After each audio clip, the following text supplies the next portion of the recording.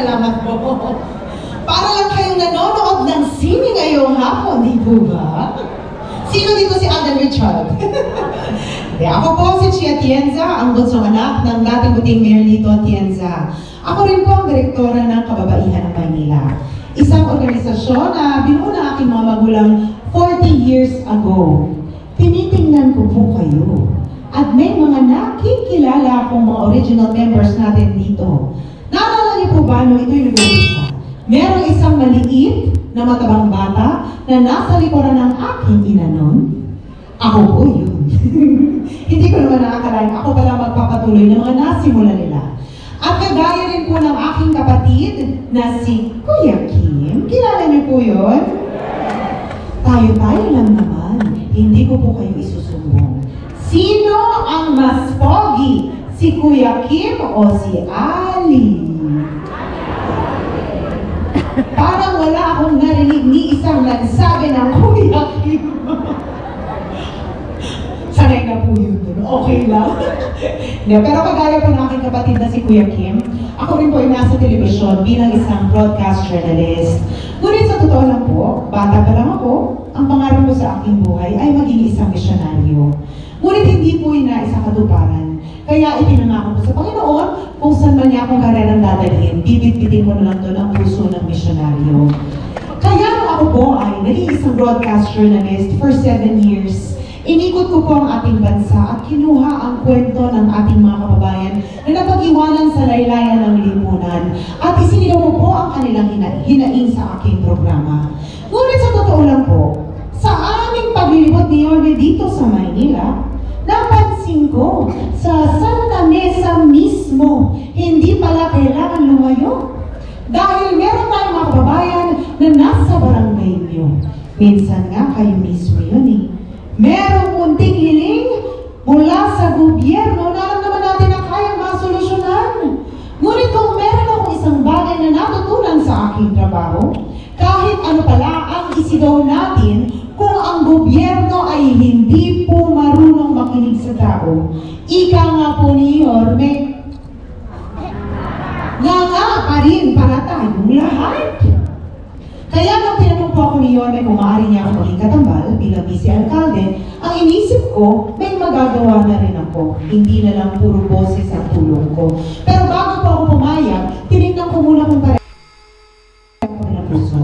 Dahil bilang isang broadcast journalist, meron po akong mga tinayong sektor ng lipunan na para sa akin ay importante na sila ay marinig ng gobyerno. Pero bago yun, alam ko dito sa Santa Mesa, ang tawag niyo po sa aking ama ay Bulaklaki. Tama po ba ako? Naaalala niyo po ba ng aking ama mahilig magsuot ng floral na polo shirt? Naalala niyo po yun?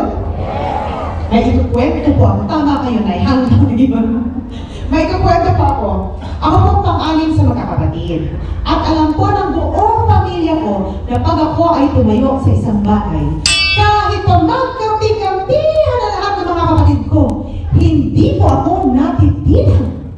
Eh nung nalaman po nila na ako magiging katambaliyon na bilang vice-alkalde, pinagplanuhan po nila ako. Nalaman ko na ipapasuot daw po sa akin ang polo shirt ng aking ama. Nahaalala niyo ng panahon na si Ali ang nangangamba niya, akala niyo bumata at naging mas gwapo si Lito Atienza? Ang sabi ko sa mga kapatid ko, ngayon, gagawin niyo ng babae, si Lito Atienza? At dahil na-nervous po ako na baka pwersahin ako sa kanilang hearing, inunahan ko sila. Kaya kinabukasan, may malaking bulaklak na po ang aking likuran. Di napagbigyan ko sila sa kanilang kagustuhan na magkaroon ng bulaklak. Pero nasunod pa rin ang aking kagustuhan. Punso po kasi ako, kaya hindi sila nagagalit sa akin. At alam nyo, bilang isang broadcast, tingnan nyo gaano magmahal si Yorme. Hinumad ba yata ang t-shirt niya para ibigay kay tatay? Wala may guma, para kang nasa winter wonderland dito. Palakpakan natin si Yorme!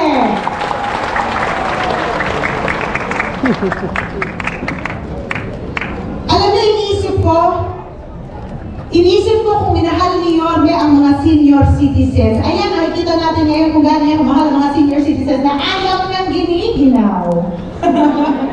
Ginaw lang ginaw na si tatay. Lala, Yorme, lahat daw sila giniginaw. Lahat, bigyan mo na ng t-shirt ngayon. Wala ka na magagawa.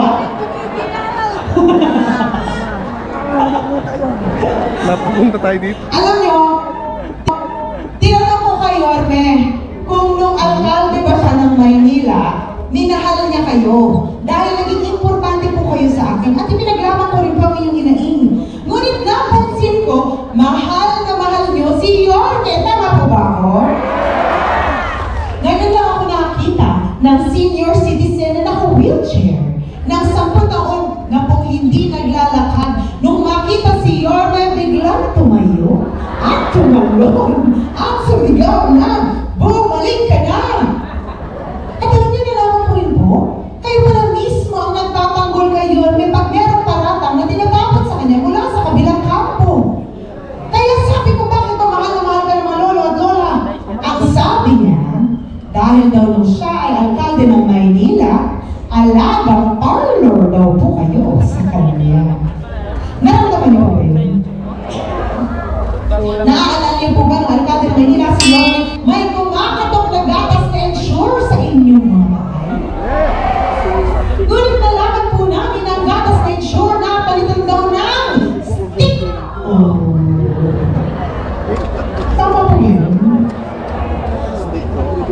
Naaalala niyo po ba nung alkalde ng Maynila si Yorme, may kumakatok na black rice sa inyong mga bahay? Sabi ko, sosyal pala ng lola ko. Naaalala niyo po ba nung alkalde ng Maynila si Yorme, tuwing karoon ninyo may kumakatok na malaking cake sa inyong mga bahay? Ngunit nalaman po namin na ang malaking cake na palitan daw ng cupcake. Ang sabi ng mga taga-Tondo, minsan daw sunog ang nakuha nila, kaya naging bizcocho. Naging, ano po? Naging icing? Di ba maliliit yun? Mapait ang icing. Naaalala niyo po ba, noong panahon ng alkalde ng Maynila si Yorme, doon nag-umpisa ang pagbibigay ng ilang pensyon sa inyo? Doon ko naintindihan bakit mahal na mahal niyo si Yorme. At sabi ko, tama, dahil pareho tayo ng first love, ang aming mga lolo at lola. Ang pangalawang sektor na aking tinayuan, hindi ko po alam kung alam ninyo, ngunit meron po kaming tinayong bahay ampunan. Ang tawag po ay Home for the Angels. 29 years po kami kumukuha ng mga sanggol na tinatapon sa kung saan-saan. Inaalagaan sila hanggang meron ng kumuha sa kanilang pamilya na magmamahal sa kanila. At dahil meron po 2 sanggol doon na walang may gustong kumuha dahil pareho po silang may kapansanan, ngayon po sila ay aking mga kapatid na. Alam niyo na, dahil doon nakita ko ang hirap. Ang hirap palang mabuhay ng ikaw ay may kapansanan. Lalo na kung ikaw po ay senior citizen. Kaya dapat mas nakaalalay at mas maalaga ang gobyerno sa inyo. Dahil mahirap magkaroon ng kapansanan. Tinignan ko po ginawa ni Yorme nung siya ay alkalde ng Maynila at nalaman ko, dahil pala kay Yorme, nagkaroon ng Job Inclusivity Act. Ang ibig sabihin, ang senior citizens at PWDs maaari pong magtrabaho. Ang akin lang naman, isang realidad hanggang sa ngayon, kahit na ikaw ay senior citizen o PWD, marami pa rin sa inyo dito nakikipagsapalaran pa rin para sa inyong pamilya. At nung nalaman ko na ginawa yung ni Yorme, sabi ko, tamang-tama dahil pareho na naman tayo ng prioridad. Ang pangatlong sektor na aking dinayaan, kung si Yorme ay batang Tondo, si Chia Atienza po ay batang bukid. Alam niyo po kung saan yun? Ang galing nila na. Akala kasi nung iba sa farm. Ako po ay lumaki sa St. Andrew's Field, San Andres, Bukid, Manila. Marami po mga Muslim doon at dahil doon tinrato ko sila bilang mga kapamilya at kapatid. Isinigaw ko rin ang kanilang hinaing sa aking programa. Tinignan ko ginawa ni Yorme para sa mga Muslim community dito sa ating lungsod. At alam niyo po ba, for 500 years, siya lang ang nakapagpagawa ng Islamic cemetery para sa mga Muslim dito sa hindi yun inalalayan niya. Kaya tinignan ko ang pang-apat at pang-huli. Pero bago po yun, sa totoo lang, ayoko po dito sa entablado. Mas gusto ko, kasama kayo. Hi, Nay. Hindi ginawa, ang lamig ng kamay ni Nanay. Sige, suot yung t-shirt niyo. Suot natin. Okay na kayo? Malamig ano? Tama na. Kailangan niya kapsul ni Nanay. Malamig. 25 years ago, nung ako po ay nag-aaral ng kolehiyo sa De La Salle University, pero bago ko ipagpatuloy yung kwento ko, kailangan ko lang talagang sabihin, 25 years ago po ako ng kolehiyo. Dahil akala po nung iba, bata pa po ako. Matanda na po si Chia Tienza, 43 years old na po ako. May 3 anak na po ako, yung isang anak ko nga nandyan eh, yun, natayo ka rin, nagay ka. Yan po yung pangalawa kong anak. Alaga naman. At halos 20 taon na po ako may asawa. Tay! Hindi na po ako dalaga. Dalang-dala na po ako. Ano po sabi nyo? I love it, Tay. Pasensya na dalang-dala na po ako. Hindi na ako dalaga, Tay. Babalik ako kwento ko. 25 years ago, nung nag-aaral pa ako ng kolehiyo sa De La Salle University, na ang kurso ko po ginawa ay Political Science major in Governance. Panahon ng aking ama ay alkalde ng Maynila. Ang sabi niya sa akin, kailangan daw maghanap ako ng trabaho dahil hindi na raw niya ako susuportahan. At alam mo naman po gaano kamahal ang tuition fee sa La Salle. Kaya naghanap ako ng trabaho. Na-discover po ko ng ABS-CBN. At ako po ay naging isang artista. Kilala niyo po si Heart Evangelista? Kasabayan ko po si Heart. Ngunit si Heart, sumikat. Si Chia Tienza, hindi po sumikat. Pero okay na. Dahil para sa akin, kaya ako pinadala ng Panginoon doon, para malaman ko ang kalagayan ng mga LGBTQ plus community dito. At napansin ko, hanggang ngayon, meron pa rin diskriminasyon pagdating sa LGBTQ plus community, pagdating sa oportunidad. Nung nalaman ko yun, isinigaw ko rin ang kanilang hinaing sa aking programa. Tinignan ko ang ginawa ni Harvey para sa mga LGBTQ plus community dito sa Maynila at nalaman ko, pati pala sila minahal niya. May grupo nga po siyang Bekshies of Manila. Nung nalaman ko na lahat na lang ang sektor ng lipunan na aking tinayuan ay minahal niya nung siya ay alkalde ng Maynila, ang inisip ko, nahanap ko na yata ang soulmate ko sa public service. At dahil doon, binigay ko po ang aking matamis na oo. Sabi ko, papayag ako maging vice alkalde mo. Pero, kailangan sagutin mo muna ang katanungan ko. Sabi ko sa lahat ng pwede mo nang piniling vice alkalde, ang dami pong may gusto maging vice alkalde niyon. Ang dami pong nag-a-apply. Pakiramdam ko nga. Kahit na sinong tanongin mo ngayon, papayag. Ay, Tay. Pag po ba tinanong kayo ni Yorme kung pwede kayo maging vice alkalde, papayag po kayo. Si Yorme kasi si Yorme ang unang may nang pagkagawa ng kabutihan sa kapsunan. Tingnan kasi tatay kumbinsido magiging vice mayor siya ni Yorme. Pinakunan ng driver. Oh, yun pala eh. Tingnan nyo. Pero ako, sabi ko muna, kailangan sagutin mo muna ang tanong ko. Sabi ko, bakit ba ako ang pinili mo? Ang sagot po niya sa akin, dahil kilala kita bata ka pa lang, nakapagtapos ka ng Political Science, major in Governance, panahon ng iyong ama ay alkalde ng Maynila. Maaari ka naman pumasok sa mundo ng politika, ngunit ginamit mo ang pagiging bunsong anak ng alkalde para maging isang misyonaryo. Nung ikaw ay bata pa, isinigaw mo ang boses ng mga kabataan dito sa Maynila. Nung ikaw ay naging ina, isinigaw mo ang mga hinaing ng mga ina. At nung ikaw ay naging isang broadcast journalist, nakinig ka at ipinaglaban mo na marinig ang boses ng ating mga kababayan na pag-iwanan sa laylayan ng lipunan. At sabi niya, ang gusto kong katambal ay isang tao na sensitibo sa pangangailangan at sa puso ng mga Manileño. At dahil ako rin po ang direktora ng Kababaihan ng Maynila, for 40 years, isinusulong po namin ang livelihood training para sa mga Manilenyo na gustong matutong tumayo sa kanilang mga paa. Ang akin lang naman, paglipot po namin sa Santa Mesa, hindi ko po mapigilan na maluha ng kaunti. Nung makita ko na ang aking mga lolo at lola hanggang sa kanilang edad, ibinibilad pa rin nila ang kanilang katawan sa ilalim ng init ng araw-araw at sa ilalim ng ulan para lang makapagpauwi ng konting salapi para matustusan ang pangangailangan ng kanilang mga pamilya. Para sa akin, dapat po kayo ay minamahal, inaalagaan, at kahit kailanman, hindi po kayo dapat sinasaktan ng gobyerno. At para sa ating mga kababayan na nawala na ng pag-asa sa buhay dahil sa hirap na ininda nila, para sa akin, dapat magbalik ang pag-asa sa inyong mga puso sa pamamagitan ng livelihood. Dahil naniniwala po ako na kung lahat ng mga Manilenyo ay kayang tumayo sa sariling mga paa, babalik ang dignidad ng bawat Manilenyo.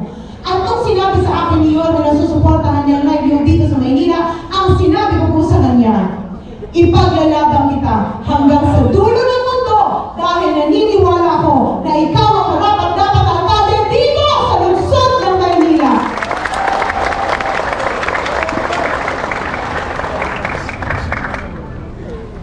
Sa anim na distrito po na aming iniikot ni Yorme, iisa lamang po ang isinisigaw ninyo. Ano nga po yun?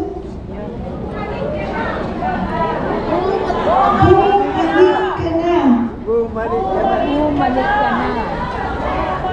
Alam ko po na ang sigaw niyo na bumalik na si Yorme dahil nagnanais ang inyong mga puso na bumalik ang pagkatok ng gobyerno sa inyong mga bahay at buhay gaya ng naranasan nyo nung si Yorme ang alkalde natin dito sa Maynila.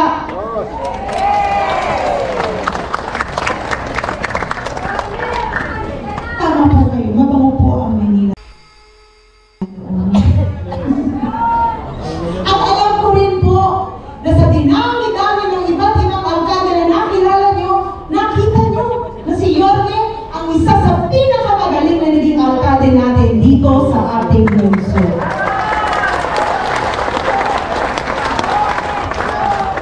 At alam nyo, habang tinitingnan ko ang inyong mga mata, naiintindihan ko kung anong nasa puso ninyo.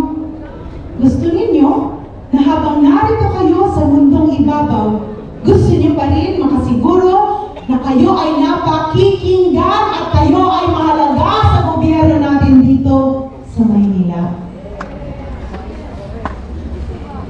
At kung lilisanin niyo po ang mundong ibabaw, balang araw, gusto niyo malaman ng inyong mga anak at inyong mga apo ay mapupunta sa isang gobyerno na aalagaan sila. Huwag po kayong mag-alala dahil babalik na po si Yorme Isko Moreno Tumanoso!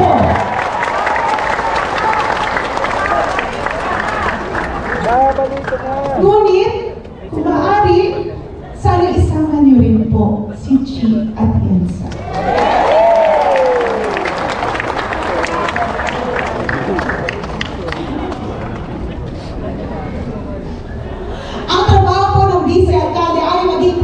Officer, maging ina ng konseho, gumawa ng mga programa at polisiya na dapat angkop sa pangangailangan ninyo. Kaya kung kayo po ay maghahanap ng vice alkalde balang araw, kailangan maghanap kayo ng isang tao na sensitibo sa pangangailangan ninyo. At kung meron na ako isang bagay na kaya kong ipagmalaki sa aking sarili, bata pa lang po ako, nakikinig na ako sa boses at hinaing ng mga Manilenyo. Kanina, inilahat ko ang mga sektor ng lipunan na aking tinayaan kahit wala pa po akong naging posisyon. Makakaasa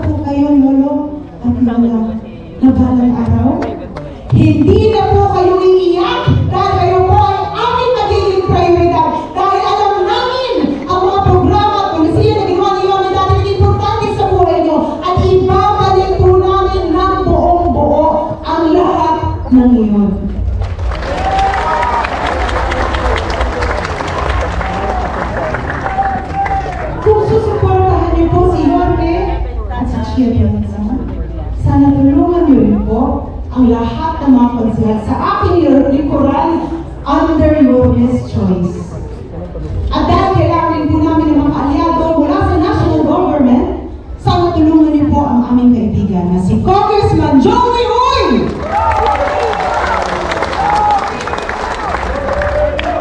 Nay, Tay, Lolo, Lola,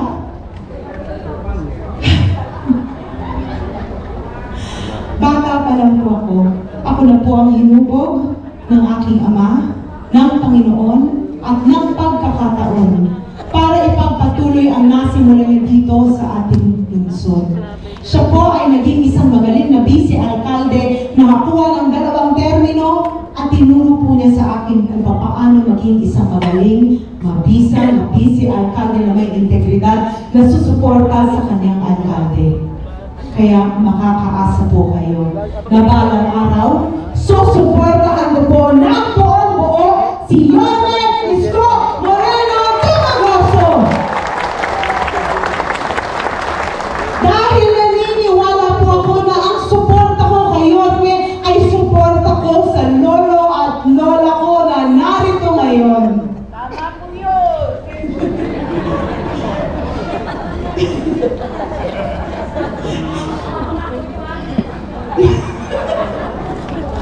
Alam niyo, hindi po ako maalis sa kahit na anong distrito. Ay, nanay.